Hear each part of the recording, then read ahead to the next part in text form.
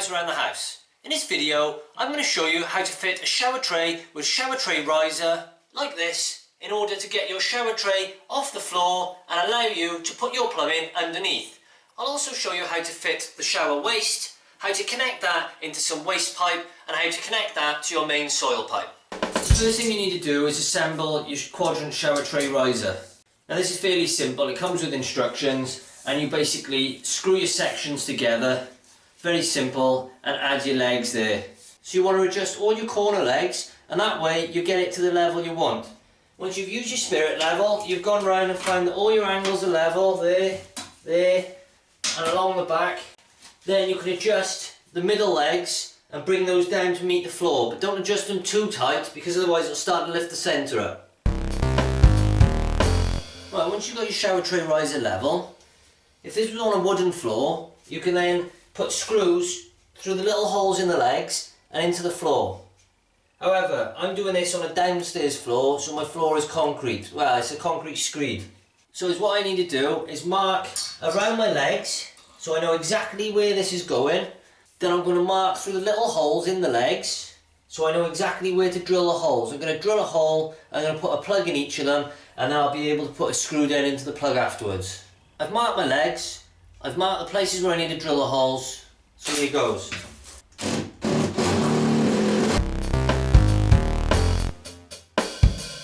To drill the holes, I used a 5mm drill bit, so I'm using 6 to 8 gauge wall plugs. These are from Screwfix, pack of 100, 29p, bargain. Just push these into the holes. Okay, I just want to show you what I'm doing. There's the circle that I marked out where one of the legs is going. I've drilled 2 holes, and then what I do is I take this yellow plug and you just push it into the hole like that, and that's ready to take a screw. So I've offered the shower tray riser back up against the markings I made earlier. I've put them over the top of the plugs, now putting the screws through into the plugs and just tighten them up by hand. Now I haven't done a screw in every single hole, but I've tried to get at least 2 in on each leg. So here's a close-up of one of the legs. Here's a screw that I'm just putting in, and you've got these little holes there, and I'm now screwing these by hand into the hole.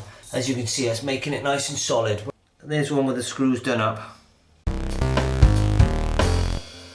Right, so now it's all screwed to the ground, and I've put a screw into the wall there, and I've put a screw back there, and one there into the wall as well. The legs are fixed to the floor, the sides are fixed into the wall, so it's lovely and solid, it's not going anywhere. It's all levelled up, we know it's exactly where we want it, so now we're ready to put on the shower tray. Before we apply the shower tray to the shower tray riser, it's easier if we put the shower waste on first. This saves us scrambling around underneath with little room. There's your trap, you got your seal, that fits into there. That seal sits on top of the tray, and then this thread goes down inside like that. Then you have this piece here, that slots inside. Then finally you have the chrome cap. This kit comes with a plastic tool. Some of the cheaper ones don't, so you sometimes have to improvise with a screwdriver, but if you can get one of these it makes life a lot easier. And what that does is, you see in there's a few grooves around here. You slot that into your grooves and you can use that to tighten this down firmly onto your shower tray. Something I would recommend, and it does say this in the instructions, is to apply a little bead of sealant on this seal there and a little bead on top of the tray before you put that down, just to give it an extra tight seal. The only thing to bear in mind with that is on top of the shower tray, be very careful because you won't get sealant all over it because it'll make a scruffy job of it. I've just applied a small bead of sealant on top of the rubber seal. I'm going to secure that up underneath the shower base and then screw in from the top of the other pieces I just showed you. Just be sure to peel back all the cellophane. I'm going to put the shower tray on using some grip fill. This is Evo Stick grip fill. I bought it from Screwfix. We use this and we apply it with the sealant gun.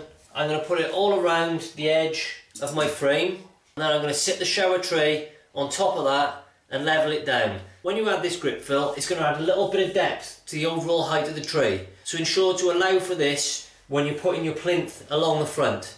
I've got a pre-made UPVC plinth which is a set height. So obviously if I put this too high, I'm going to have a gap underneath it. But you also have to remember to allow the depth of your floor tiles as well. I'm going to use a spirit level in a minute to level this up once I've applied the grip fill. Right, so once we put our grip fill on, we can then sit the shower tray on top. Make sure that all your cellophane is folded up.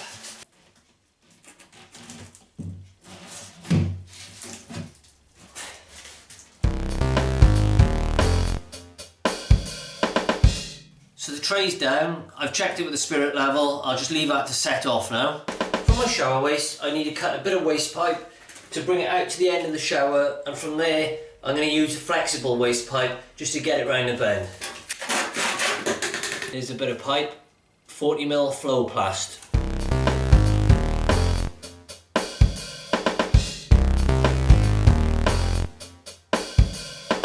So with this you've got your thread on the shower waste, you've got your screw that goes over the top, and you've got this rubber seal. Get your waste pipe, get your rubber seal, you need to wrap this around the end of your pipe. So there we go, you've got your rubber seal all around the end. Then over the other side of your pipe, you need to put this thread on that. You need to slide your rubber seal back.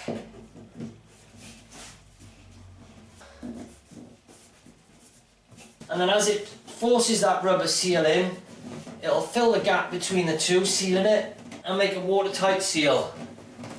Now underneath my shower tray, I've connected a length of black pipe, 40mm, into the shower waste, and that's running to the edge of the shower tray. And then I need to get around a tight bend, so I'm using this, which is a flexible 40mm compression fitting. And this is to get me around a tight bend underneath the shower tray and around one of the shower legs. Now these do narrow the diameter of the pipe slightly on the flexible bit, but they make life a lot easier when you're messing around in tight spaces. I'm using this short bit of pipe just for an example. So you've got a long piece of pipe you're connecting to. You want your rubber ring there, you want your plastic O-ring, the nut over the back. Then you take the flexible connector, you insert your pipe as far as it'll go until it touches the plastic, and then you just tighten that, and that gives you your seal. So that's it, easy. Then the other end of your pipe, you can put into another compression fitting, just like that. So I've cut another piece of pipe here, and this is to connect into the other end of my flexible waste pipe. For this next bit, I'm using this 40mm compression fitting on both sides. You use this with the same principle as the flexible pipe I just showed you. There's the end of my flexible waste pipe. I put the nut over there. There we are, that's that side done. Same again, nut over there, plastic O-ring, rubber seal, push that into your joint and then put on the nut. If you look under there, you can see the setup. I got my shower tray waste, that's going into a long length of black pipe. That then goes into the flexible pipe. You can see my flexible waste pipe coming out to this compression joint, which then goes back into the solid black pipe and out the wall through a T-piece. The plinth that came with this shower was actually longer than is required for this shower tray. It was designed to cut down to size, basically, from a large shower tray to a small one. So what you need to do is measure round the edge of your shower, and that's the length you need to cut. But remember, don't cut it all off one side, because the curve is predominantly in the middle and then it straightens out. So you need to take off half of what you need off each side.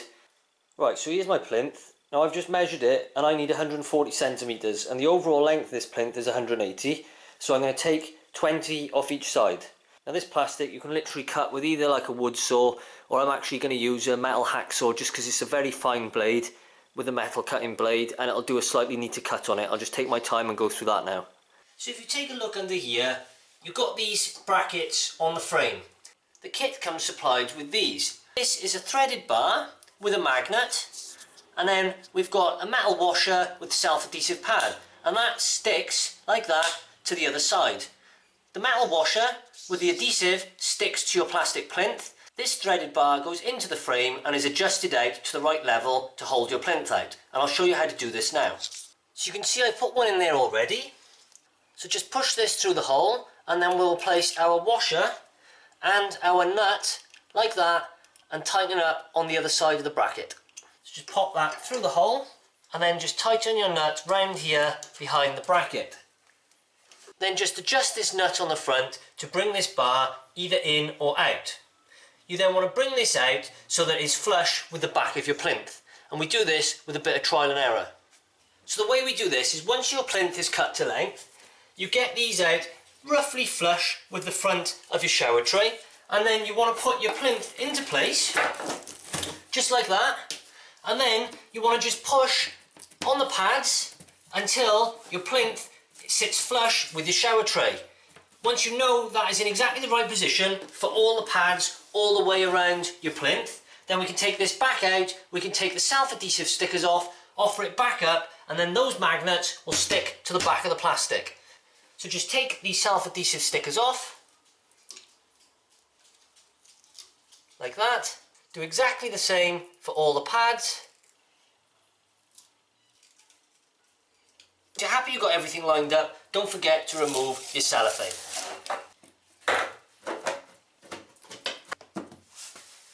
Now the metal plate behind here with the self-adhesive pad will have stuck to the back of the plinth, and if you now take this away, they will be secured to the plinth, ready for removal in the future. So there you have it. That's how to fit a shower tray with shower tray riser. For more DIY, how-to, household tips and product review, please watch my other videos and don't forget to subscribe. I've been Pouse Around the House. Ta-ta, farewell.